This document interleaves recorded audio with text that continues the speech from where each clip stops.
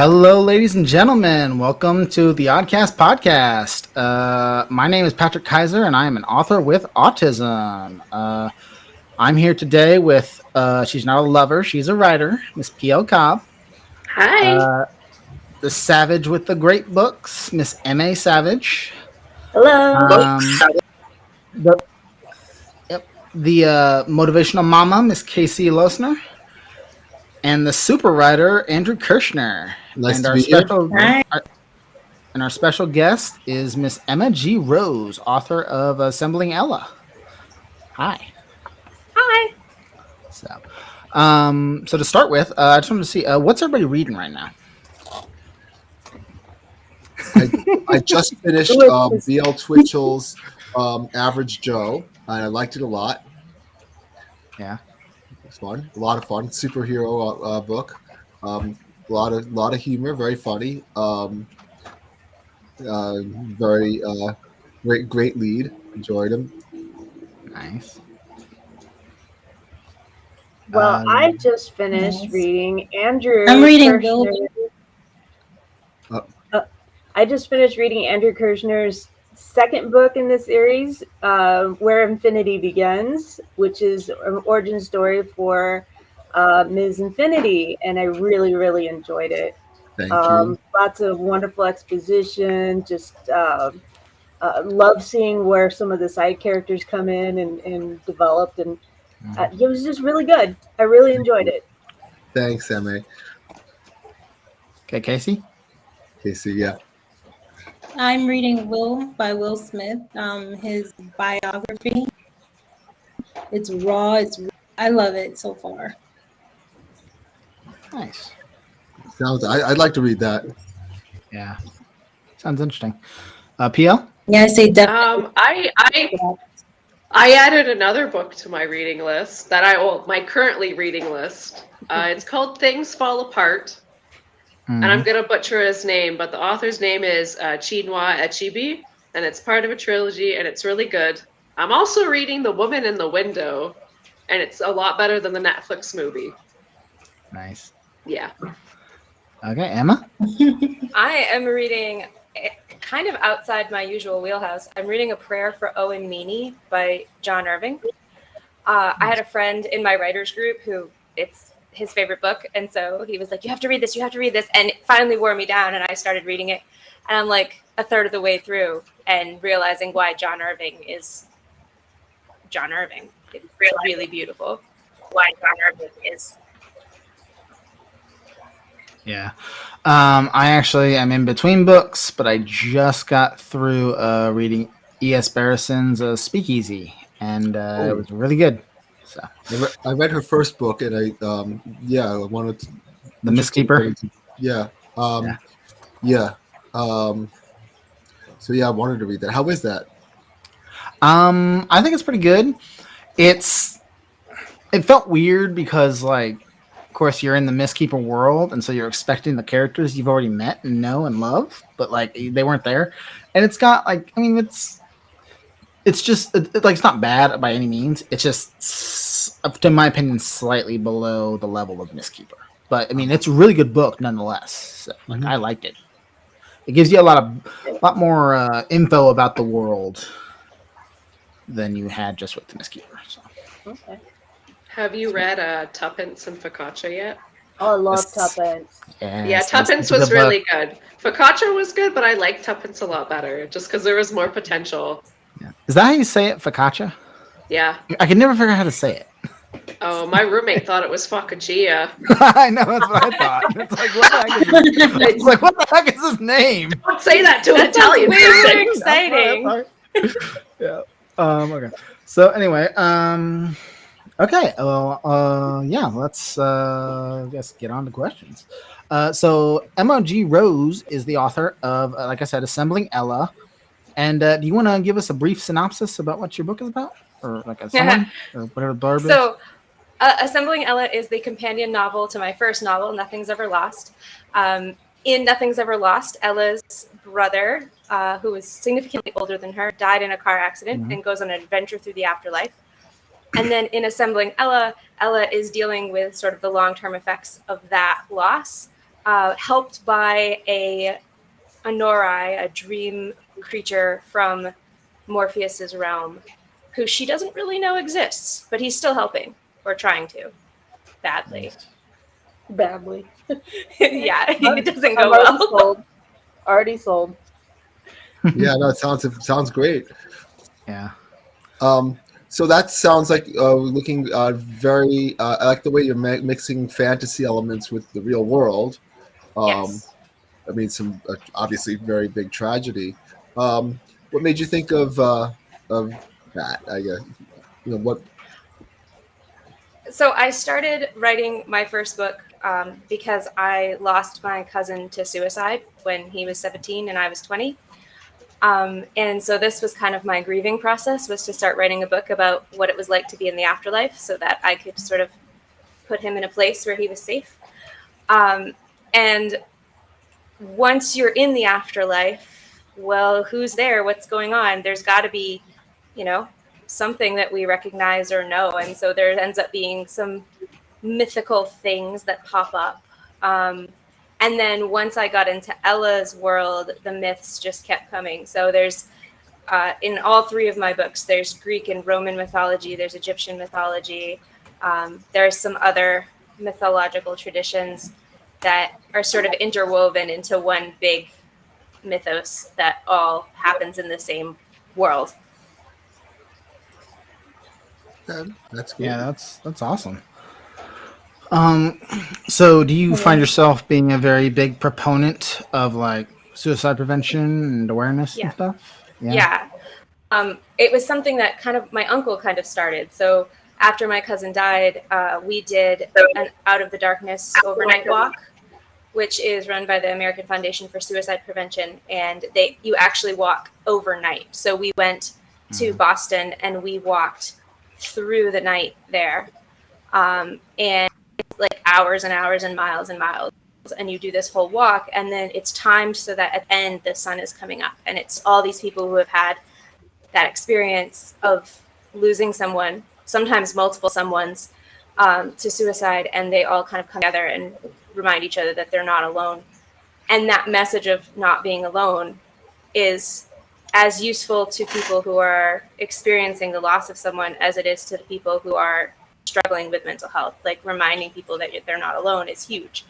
So my uncle's involved in it, and this is sort of my way of having a platform to talk to people, but also giving people that reminder. Like, these books are people who are grieving, they're people who are going through things that are hard, and I want to remind people that, like, yeah, it's hard and it's scary and it's awful, but there's good things too, and you're also not alone in it. Other people have done this before, and unfortunately you're not the only one who's ever had this experience. Yeah. Have you so from the sense I get of like the reviews I've read and everything, like, does it have like a spiritual element to it? Like, are you a spiritual person? There's no specific religious background, so I'm not trying to espouse any particular worldview. It's more of a sort of openness of whatever happens. So in Near Life Experience, which is the middle book, Eric he meets Death, and he and Death have to solve a mystery essentially together.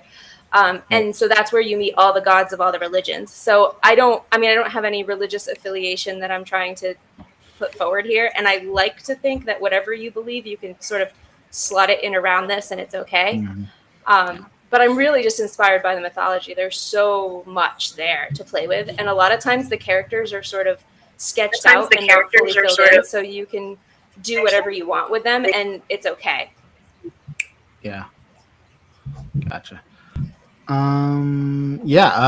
So anybody else want to go, or we got any questions, or because I got one I want to ask. Besides elements, Ella, besides elements, Emma, confusing you with your character.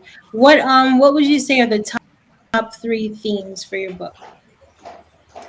Okay, so in Assembling Ella, the theme, really actually in all of my books, the themes are dealing with grief or loss, of some sort. Recognizing that you're not alone in the universe, whatever that means to you. And also, there's usually a sort of like a friendship theme, where I don't really do romance in my books. There's a hint of it maybe in near life experience, but I do lean heavily into the idea of friendship and what a friendship can do in your life. And so all of the characters either have close friends or don't realize that there are people around them who are willing to be close friends if they kind of let them in. So that's a thing that I explore a lot. There's a lot of romance stories out there, and those are beautiful, but there aren't as many friendship stories that don't like turn into romance. And so I'm trying to stay on the friendship side for those who kind of want to explore that experience. Yeah. Yeah, no, I agree that, I mean, yeah, too often people, even when you see a friendship, you know, there's this attitude of how quickly can we turn this into a romance, you know? Yeah. Right. Yeah, I walk a middle line with that. It's like in my books, like my big pet peeve is like the love at first sight. Like they know each other for a day and then suddenly they're together, and it's like that's not how it happens. So like I usually, like if I ever do romance, it's usually like the course of the series, and then right at the end is when they get together. But it's like I hate it when they just do the I've known you for a day and I love you. It's like no you don't. That's not how that works. That's not how that works. Well, I mean, I just, mine is more influenced by my marriage than any like cute like high schooly romance. It's a more permanent thing. But and there's friendships too. But yeah, I mean they're all done differently. So what about the friendship? What kind of any friendships from your life that have influenced this? Oh, sorry. I'm laughing because in Nothing's Ever Lost, which basically all the characters are more or less based on real people. And so Jack and Anna in the story are me and one of my very close friends, who is still to this day one of my very close friends. And we are in writers group together now. There you go. So it's funny. His wife bought me a mug that says, "Do not annoy the author, or she may put you in a book and kill you." And the joke is it's too late for my friend because I've already done it. Yeah. That's awesome. So how long have you, I mean, when did you start writing this series? Like, what was the process like for you at your particular writing journey? The first book, so I've always wanted to be a writer, right? Like that was the thing. I've always wanted to be a writer. I thought that I was going to be responsible and get a quote real job. I went to journalism school because at the time that made sense. I was going to go to journalism school and I was going to be a journalist and I was going to be like Nellie Bly. Do you guys know who Nellie Bly is? Yeah. I guess. Yeah. So she's my favorite. Familiar. She was the kick-ass girl reporter who basically, while all the other female reporters were allowed to like talk about who saw who out in society, she was doing things like getting herself committed to a mental institution to report on the conditions inside. She also did the trip around the world in 80 days that Jules Verne writes about. She actually did it to prove that it could be done, and it could. She did it in less than 80 days, and she filed stories all the way around the world. It was amazing. Anyway, so I thought I was going to be Nellie Bly. So I went to journalism school, and I'm an intern at my local paper, which is the biggest paper in the state at the time. And I get to my job on Christmas Eve, and the reporter on duty turns to me and says, "I hope you have your boots," which is not something you want to be greeted with when you get to the newsroom. No. And I said, "I do. Why?" "We're going to the riverbank." And we spent that Christmas Eve on the riverbank waiting for them to pull a body out of the water. Are you serious? I am 100% serious. We spent hours. That's what we were doing. Right? Oh my God, that must be so traumatizing. It's not. It was pretty, really upsetting. Yeah. Wow. I mean, you want to cover something? There it is. There's a news event. I mean. Wow. They always pretty. Spoilers. They'll make you do that. Yeah. They will. They will. That's I went to house fires. I all kinds of things, but That one was the one that stuck with me because it was while I was standing on that riverbank and I was watching the TV news talking to the family. Mm-hmm. And I said, I don't want to do this. Like, I don't want this to be my life. I had that romantic Nellie Bly vision of like being a world-changing reporter. And I realized like that's not really what I really want to do. And so there was a lot of wandering after that, but I did finish the internship, got the degree. I have the degree in journalism. And then not long after graduation, actually, technically I hadn't graduated yet, was when my cousin died. And he died in March. And then in September, I moved to Japan. And so I was literally on the other side of the planet from everyone I knew, except for my husband at the time, who was in the military, which is why we were there. Okay. And so he was in the Navy and was deployed a lot. So I was alone a lot with like all these feelings. And I started writing near life experience almost because I didn't know what else to do with those feelings. Like what else, how else do you feel this? And so I started writing this story, and it was about two teenagers and they were together. So like it felt so much better knowing that they were together and that they had a friend and they weren't alone. And so I wrote this whole story for them and then spent almost literally 10 years panicking about it. Like I wasn't going to publish it. I wasn't going to share it with anyone. And then I shared it with a few people, and people were like, well, you really need to get this out there. Other people need this book. They need to read this. And, you know, this is your story and you have to tell it and all of that stuff. And I was really panicking about it. I started querying, sending out letters to agents. And I did that for a while, and it wasn't for me. I wasn't excited about that process, and like giving away this story that was so much a part of me to someone else was really scary. Right. So I ended up, I also have a freelance writing business. So I hired a business coach to help me with my freelance writing business, which she did, and it was great. But during our very first phone call, I thought we were going to talk about my business, and we end up talking about this secret book that I've written and how I've kind of given up on publishing it traditionally and all this stuff. And she says, well, why don't you self-publish? And I immediately was like, no, self-publishing is silly. People do it. We can't do other things. I don't want to have like boxes and boxes of books just stacked up in my house that I can't sell. Like I had all these terrible, like really old-fashioned ideas. Yeah. And she was like, whoa, whoa, whoa, whoa. And she'd actually published a book. And so she talked me through the process and taught me how to publish. And so from that first phone call to the publication of my book was like less than a year. Mm-hmm. And I've done at least a book a year since then. Wow. Okay. So yeah, that was journey, I guess. Nice. That's awesome. Like I was getting goosebumps when you were talking about how you got started, and then you're like hiding it for 10 years. Like I feel like that's so relatable. Like that for me, it was about that amount of time before I let anybody look at what I wrote. But the initial feedback is just so powerful because it's like, okay, well, maybe I can do this, or maybe I do have something here, that story that's reaching people. So yeah, it takes a lot of courage to get your story out there and let somebody else see it. I love it. Great story. Yeah. Well, and I think like I love to go talk to kids in schools about, writing and publishing and all of that. And I'm always very encouraging and try to remind them that like, yeah, you're writing this and it's your story. And you first of all have a right to tell it because it's your story, but also you don't have to be perfect. Like you can tell this story and you can publish this story, and it doesn't have to be, the greatest thing ever written in the history of the world. It just has to exist. And that's already huge. Because you've already done more. By writing a book, you've already done more than a lot of people will ever get up the courage to do. And so once you've done all that work, you might as well put it out there in the world.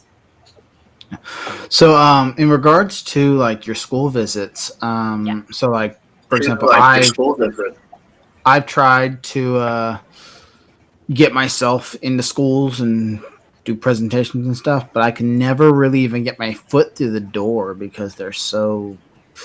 I don't know what I'm doing wrong, but it's like that. So like, and I know I'm not the only one. So, like, what would your advice be for like other indie authors who want to like do that kind of stuff? The biggest thing I would say is start local. It's a lot easier if you have a personal connection, either because you know someone who goes there, or because like from your hometown, right? Like that sort of message resonates really well.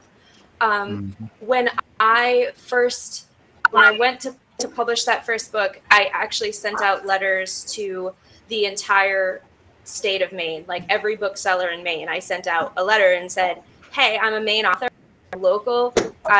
I will come to your store and do signings. Like, do you want to do anything?" And it was funny because I live in near Bangor, which is like the middle of the state. And somebody from Fort Kent, which is literally almost as north as you can go, it's like 4 hours from here. They wrote back to me and they said, "Would you come all the way to Fort Kent?" And I said, "Yeah."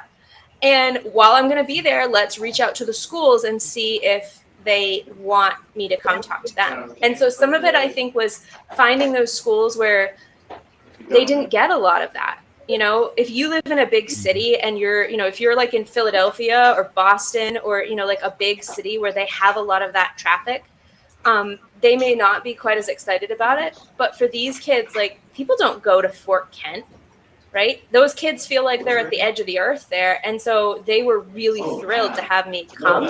And then once I was there, it was so cool to have the kids felt like once I was there, I was through the door, and I was able to say, okay, I've done this in one place, so now I can do it in other places. Hey, somebody's got something in the background going. Yeah, I just is there a way we can do like either muted or something? If somebody comes in your background, please mute like that, because we're battling over who can hear what. So sorry, just wanted to bring that. Sorry. So it was distracting me too. I think. Yeah.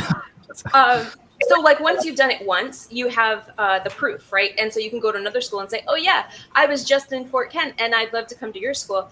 And so I ended up going to a college in Florida because I happened to be about to be in the area. So part of it's that. Part of it is showing them that you are capable of speaking to their students. So having things like short recordings or, some sort of speaker reel or something is helpful. And also having some sort of hook. So if you want to go and talk to schools, like you could be, I'm the author with autism. So like, I'm going to talk to your kids about that.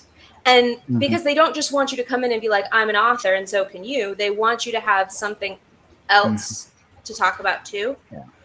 And that helps a lot if you can package all that into some sort of thing. And then talk to the teachers and the librarians. Don't try to go through like principals and those people because they're too high up and they don't know necessarily what the individual classrooms need. Yeah, I mean, I've done like the classroom talks that I can have no problem with, but I'm looking to like do like a big assembly, maybe something like that. That's a hard thing. Yeah. By the way, first of all, speaking as a teacher, the school secretary, way more powerful than you may realize. Gotcha. School secretary is the heart of the school. I can tell you that now. Nice. And there's nothing wrong with speaking to a couple of classrooms. You don't have to start with the assembly because I mean, heck, I'm already in the classroom and the kids have asked me about it, so that's just happened organically. But but there's nothing wrong with speaking to a couple of classrooms. It doesn't have to be everyone at once. I actually kind of like it better because I can do like more individual with the kids. So sometimes some of the kids feel more comfortable asking questions in a smaller group. When you get the whole assembly, it feels like an assembly, like a place they have to be. But when you're doing it in the classroom, they're like, "Ooh, we're getting out of class. We get to talk to this new person." And so there is like an added level of, I think, fun there. And the last time I went, I brought a workshop. So they really liked that, like something hands-on that they could work on to do with their own work. For me, they're kind of delaying the work. I'm the teacher, so I'm the social studies teacher, but they're delaying it. But it's also, I think they're also getting to know the teacher.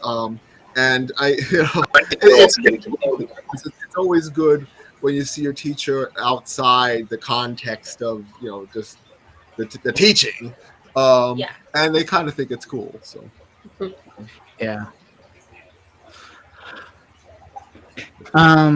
So another question I have is I was flipping through YouTube. I searched your name. Oh, no. I just wanted to see where you fell on that spectrum. And I found a channel called The Night Show Maine. And I saw that you did an interview with them. Is that like an actual like local broadcast station that you got on and did an interview with? Yeah, the night show is it's broadcast to the entire state of Maine, and it's hosted by Dan Cashman. It comes on late at night, like it depends on what part of the state you're in, but I think it's like 10, 11 o'clock at night, depending on where you are. And they record in Bangor, and I happen to be connected with them in multiple ways. It's run by the students at Hudson University, like do all of the video production and audio production stuff, obviously guided by their professors, but it's like an opportunity for them. But it's a real show. And so every book that I've had come out, Dan's had me on the show to talk about it. So there's opportunities like that locally a lot of times too, that it's really a matter of just pitching the right person at the right time. He doesn't record all year round, so my books usually come out in the summer, but he records oftentimes like in the fall and into the winter. So like I end up going on early in the recording season in the fall to talk about my previous book. Gotcha. Okay. Awesome. I have a very, very, very serious question. Are you ready? Okay. Yeah. Are you ready? Are you okay? I don't know. I'm braced. Okay. Do you know Stephen King? Oh yeah, you're in Maine, right? So yeah. Nobody had to say it. Okay. So in Maine, you're never more than like 1 degree of separation from knowing Stephen King. I have never personally been in the same room as Stephen King. However, I went to the University of Maine in the journalism program, which is the journalism program that Stephen King studied in and taught in. I live in towns that he's lived in. I know people who know him. The anthology that we published during the pandemic, we had a professor who was friends with him, knew him. So like you're constantly connected to him. If you ever come up here, you can see his house. It's very cool. They're talking about opening it up as a writer's retreat someday. So that's going to be on the table. But yeah, I do not know the man personally. And he is a local legend. And I know he's a worldwide legend, but in Maine, he's like a legend. Yeah. It's kind of like me with Jim Butcher. Yeah. Yeah, because I live in Kansas City, Missouri, so like I'm right next to Independence, and like I've met people that like know Jim Butcher. I can like work with them and like all that stuff. It's just like, and it's like so weird because it's like you don't expect to have that connection. Yeah. I don't know. Well, it's amazing. Authors are everywhere. Yeah, I mean, New York City, it's anyone and everyone. So it's only 8.5 million people here. So who do you? Yeah, you got all the big people. I don't know. Yeah. So, yeah. We also have Jillian French is a local author here. She's won a bunch of awards and stuff. She writes in Maine, and I've met her a few times at the Briar Patch, which is our local indie bookstore. So we have a great author community here. It's smaller than other places I've been, but like the people, they're the real deal. Yeah. Cool. Awesome. Okay. Casey, you got anything to ask? Quiet over there. You mentioned your author community. Yes, I'm a little quiet tonight. You mentioned your author community, Emma. What would you say? Are you in any current writing? Can you talk a little bit about that? So I love writing groups. I've met the most interesting and wonderful people in them. I love how they sort of bring in people who have almost nothing else in common sometimes, except that they all love to write. And so you get this amazing spectrum of humans all in the same room. At the moment, I have actually founded a local writing group in Bangor, hosted at the Bangor Arts Exchange. And we are a small but mighty group of people writing in all genres. We just started, I think it was in December, November. So it's only been a couple of months, and it's already made a difference to me in terms of like feeling like there are other people who are real humans and not internet humans. Much as I love my internet humans, it's kind of nice to know that like there are other people who have this same sort of madness that I do. Yeah, and people you can actually meet. I mean, I have a writing group, and unfortunately, since COVID, we've had to switch to to Zoom meetings. But I know what you mean. I mean, all walks of life. People in Queens, but everything from teacher to tarot card reader to cab driver, and you name it. And we all just love to write. Yeah. Yeah. Yeah, I sadly don't have many actual writing groups around me. Yeah. I thought about starting one, but like I'm kind of in a suburb that's not really part of KC, but is part of KC. So it's like I don't know how to connect with people on that level to get that started. I mean, we started it. This particular one, we started really just putting it out on social media. I connected with the Bangor Arts Exchange. They're like a local arts accelerator kind of thing. So they helped a little bit to get word out. So it's really sometimes just a matter of like, who can you partner with? Who can you find who's willing to help you spread that word? But I've also, in other groups, I mean, we had one group where we were on Meetup, and that's how we found people. That's mine is on Meetup. Yeah. Yeah. There was one that I think even we had like a Craigslist ad, like, by the way, if anybody local wants to come write. I think that was in South Carolina. I'm not sure. Pretty sure. Yeah. I mean, I didn't start mine. I'm now like the main organizer, but I was already there when I joined it. You don't know. I mean, you're from a pretty big metro area, Kansas City, right? But that's I mean, there might be something going on already somewhere within reasonable driving distance. Yeah. I mean, I certainly don't know the area, but never been there.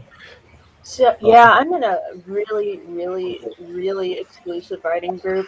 It's me and my husband. Yeah, I wouldn't expect to join that. Yeah. I don't know. It might expand out. I don't know. I've been in part of a writing group, and I really enjoyed it. And it was really helpful, and especially getting some feedback initially for what I was doing. So yeah.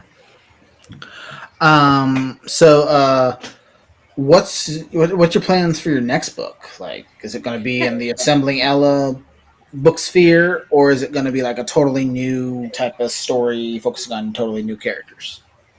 Oh, so I'm giggling because I am massively behind on the next book, but it is closely connected to Assembling Ella. One of her friends in the story, she has two close friends, live in Owen, and this book is about Owen. So it actually overlaps with the storyline of Assembling Ella to a certain degree, where like you're going to see things that happened in Ella told from Owen's point of view, which I've never done before, but it's already like coming together as a really exciting thing. I'm hoping it's going to go out in July, like all my other books. I always release books on my birthday, but we shall see if I get my act together. When's your birthday? July 24th. I'm the 27th. My daughter's July 11th, but yeah, so I think of July birthdays.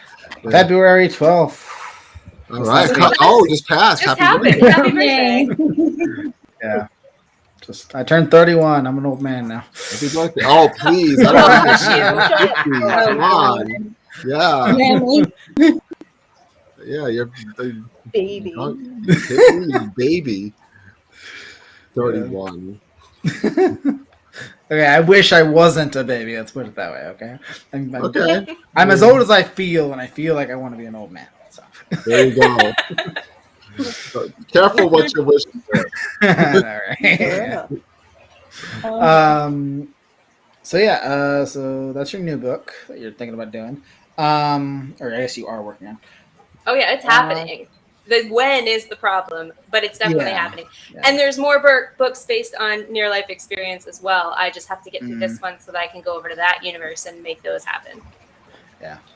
So, do you have a master plan for however many books you're going to be doing? Like, do you have one I of those? don't have a master plan for anything. My master plan is I'm going to keep writing books until I am no longer capable of writing books. So hopefully until I die, I will write books.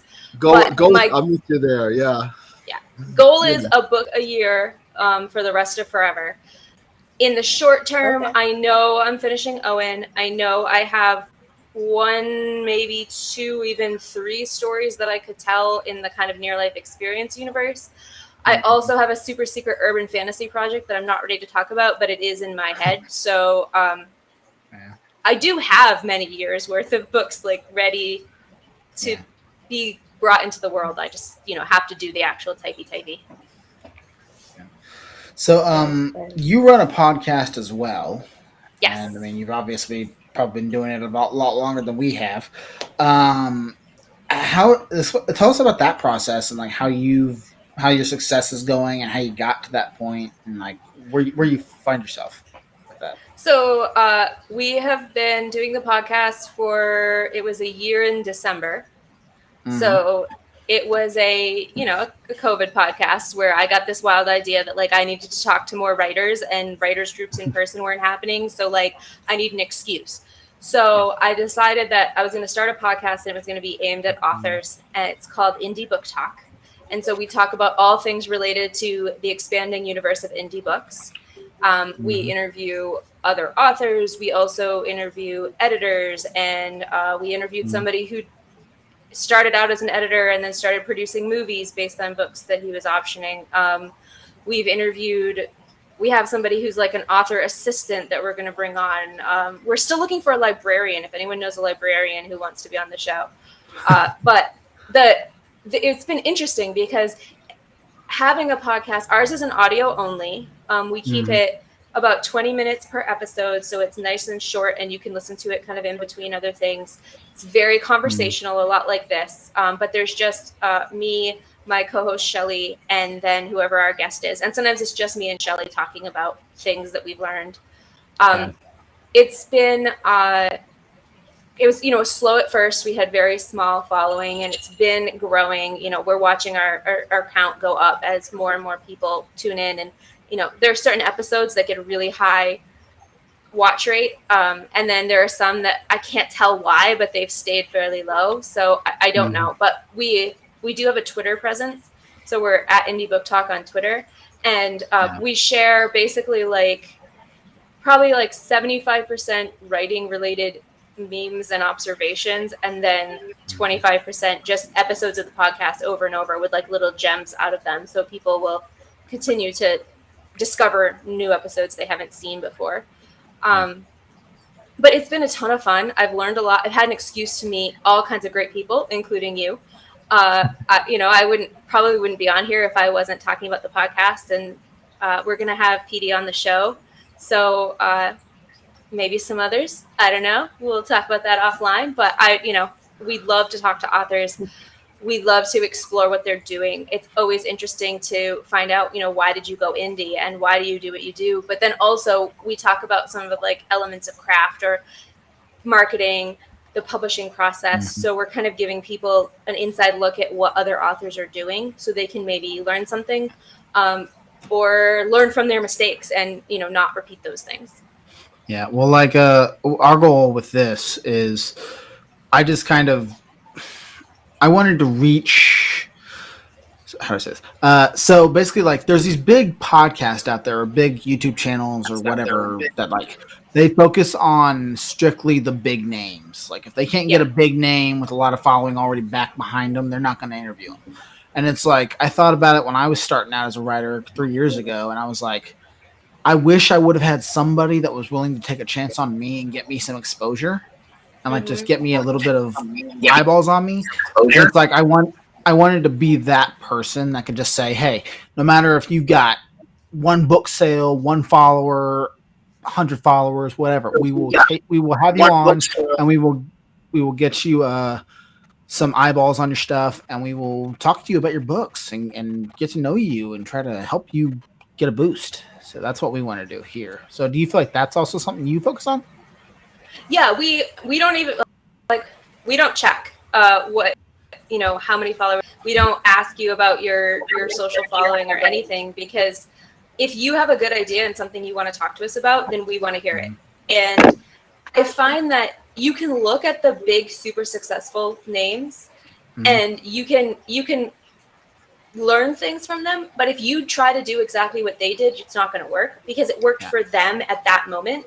You're much better off learning from somebody who's just a little bit ahead of you, because that person knows they just done that. They know what you need to do next. And that person who has, 40 billion followers and has hit the New York Times list and has sold all these books, you can learn from them, but their lessons may not translate. So I want to reach as many people as possible, and I want every author to be welcomed into this, because there's no competition here. There's just great people writing great books that more great people can read. That's it. All right. And I gotta tell you, the people on the New York Times bestseller list, they're living a different life too. I mean, it's not like they mostly got there by different methods than we did. That's not even to pick on them, but it's their lessons are not even necessarily relevant to ours. I mean.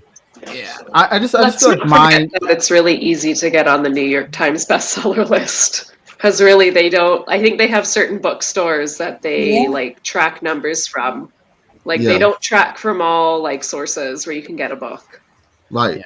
I just feel like my biggest frustration is that like these channels or websites or whatever that have these massive followings, like they could be really making a difference with like the little guy, and it's like they don't, because they just care about the views and the clicks and all this stuff, which I get. I mean, you got to make money, but I mean, every so often have a little guy on. It's like, but they don't want to do that. They're just like, oh, big name or nothing. Like, what's the point? Well, we don't even have ads. We're an audio only podcast with no ads, so we don't make any money doing what we do. We do it purely because we want to connect. And if you buy our books, great. I'm all for that. Please do. And hopefully, though, that all of our listeners buy all the books for everyone who comes on. I'd love for that to be true.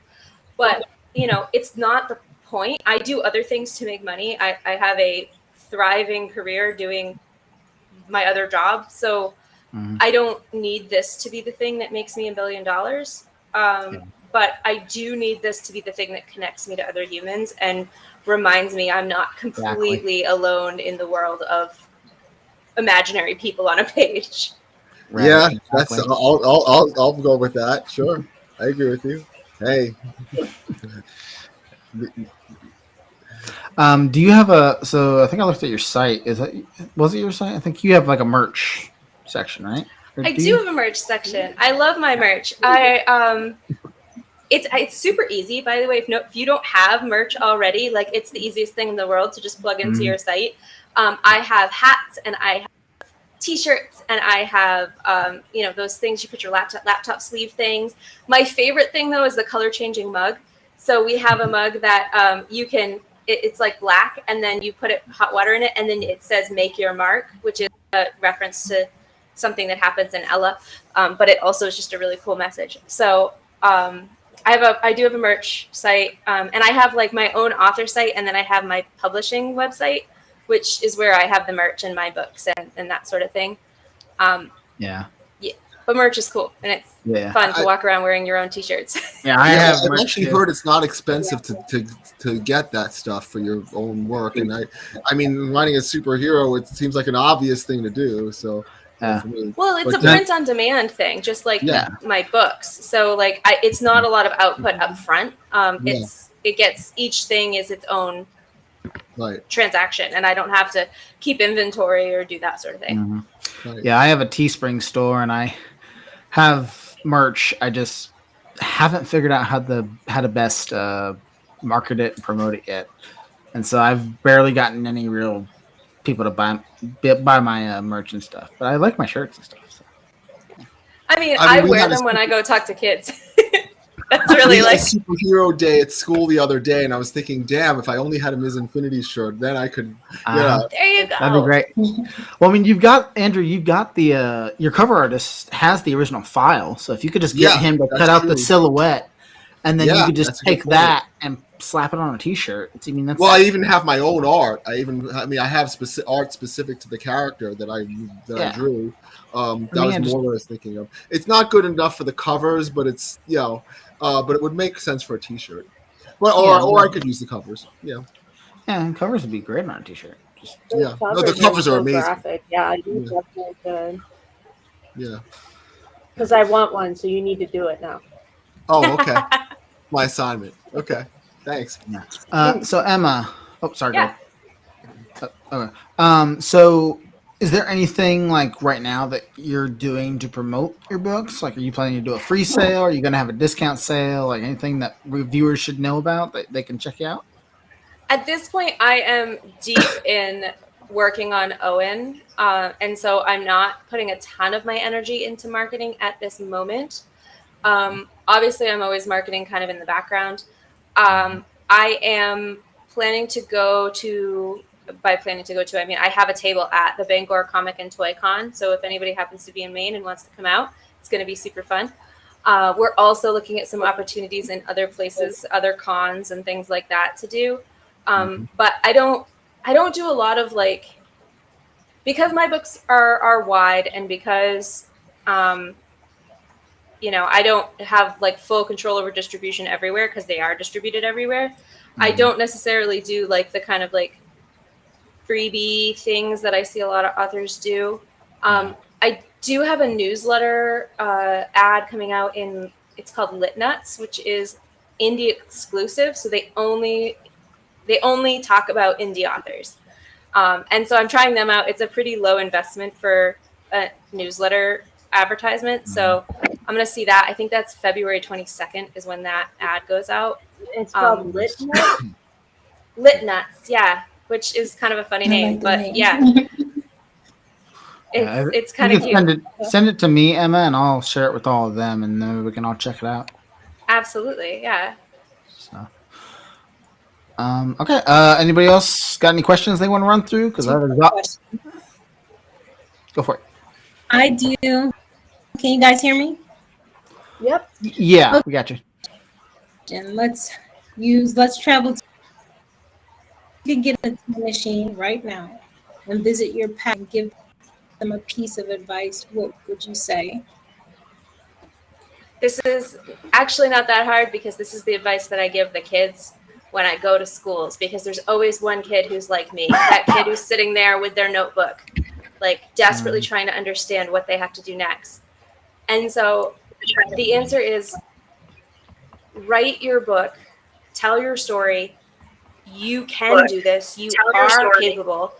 And if you don't have people around you who are encouraging you, who are telling you that you can do it, who are making you feel empowered to do it, find people who will, because they're out there. Your people are out there, and they will help you, and you will be able to publish this book. Gotcha. Okay, and for your future self, what would you give advice? Do not wait ever again until the last minute to write a book. Just be writing every day. If you were writing every day, we wouldn't have this problem. I'm pretty sure I'm going to need to hear that again. So I'm sending that forward into the universe. Yeah, but I'm really proud of future reading. Mine would be, damn, start procrastinating, right? Yeah. I do have a question for you, Emma. What are some resources that you would direct a new author to? Oh, yeah. Okay. So obviously listen to the Indie Book Talk podcast, because, I have to say that. Also, I recently finally put my hands on Save the Cat for novel writers. And I don't know why it took me so long to buy this book, because it's one that I've heard people talk about and I just Isn't never that by picked Mandy up. Lynn? Uh-huh. Yeah. And it's about it's based on screenwriting and the beats that you need in a story. And I always sort of ignored it because I'm not a plotter, but with it in my hands, I'm realizing how truly valuable it is. The other thing I would say is, in terms of resources, is really just look to the other authors around you. And if you don't have authors around you, go find them. Go to Twitter and join the hashtag writers community. Go seek out these people because they're there. And the cool thing about writers that is, I think, almost unique among everyone in all professions is that we really want you to join our community. We want you to come and we want you to write books and we want you to be successful. And we are more than happy for the most part to share our knowledge to help you do that. So the biggest thing I would say is just like, go looking. It's all there. And really more than anything, you'll be overwhelmed by the sheer volume of what's available. And don't get too overwhelmed. Take it one bit at a time.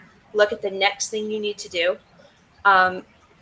You can read books about writing forever, but unless you're putting words on the page, you haven't actually done it yet. So it doesn't count. Gotcha. Oh, PL, you guys were talking about something before we actually went live. You want to address that real quick? I forget what it was. But... I don't remember. You and I'm in a room full of fish because we were talking about that. Oh, yeah, that's right. I was asking you about the fish. Well, that, but I mean, it was some type of writing something or other that you did. I don't remember. We should have written it down. Yeah. I do remember now because you're like, let's save it for later. Yeah, it's that conversation, yeah. But yeah, it's cool that your dad has like tropical and freshwater fish. Okay, awesome. so I'm gonna move the screen slowly so you can actually see because you're not seeing the full scope of what's happening in this room. We got a fish tour. Oh gosh. Maybe that'll jog our memory and we'll remember what we were talking about. So do you feel like you're in an aquarium and just like... I do. It's incredibly humid in here. I think that is an aquarium. Yeah, you don't have to feel like, yeah. Yeah, so my dad... Oh, go ahead. My dad decided to start raising fish and then selling fish. And so now he's a fish guy. Not that he doesn't already have a full-time job in a business, but this is just what he does for fun. Because he can. A fish guy. So here's my question for your dad. Do you think he's ever going to like get an eel? Because there are some people who have like big tanks with eels and that just strikes me as something that would be really cool. If not a little bit villainous. I don't know. I don't think he would necessarily say no to an eel. He tends to like the smaller kind of schooling fish. So I don't know that he would necessarily get one. But he's definitely explored all kinds of things. We found a newt in the yard one time and he put it in the fish tank to see what would happen. And it lived for a long time. Wow. That's good. We have pufferfish. They're little tiny pufferfish. They're like this big. Oh, God. You can find really big ones on the internet that are like massive, but we don't have tanks that big. Nice. Oh, my mother just commented. That's my mother, who just said he says no. So no eels. Apparently they're watching. No eels. Oh, come on. You get the mustache. He says no, and then one day he's going to get an eel. Yep. We're You'll gonna never know. We're going to give him a brain worm. Eel. Get an eel. A brain eel. Yeah, brain eel. That's a sci-fi book. Uh-oh. Okay. That's awesome. Okay. Well, we're coming up on the hour mark, so I guess you guys ready to call it, or I keep going? Or? Yep. Any something really important you would want your readers to know? Yes. I want you to know that you should listen to the Indie Book Talk podcast, both because it's awesome and because PD is going to be on there too.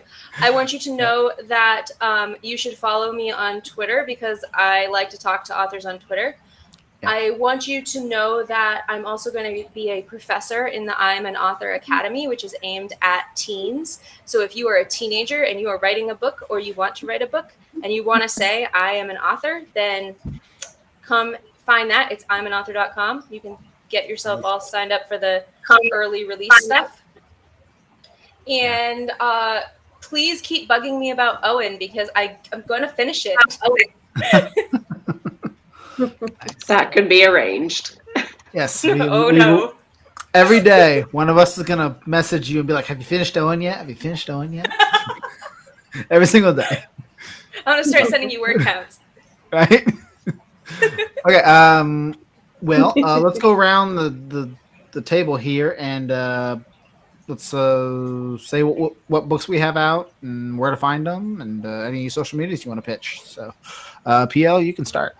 I always have the look of fear in my eyes when you mention that.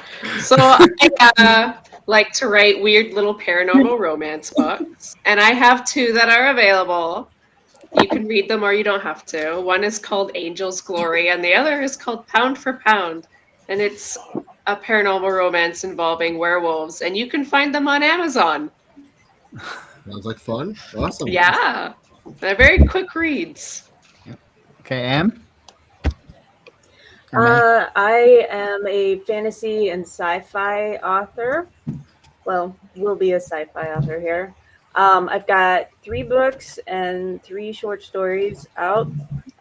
Echoes of the Gita is my debut fantasy novel, followed by Tetrarol Parallel, and my latest book baby is Mirror of Vedic.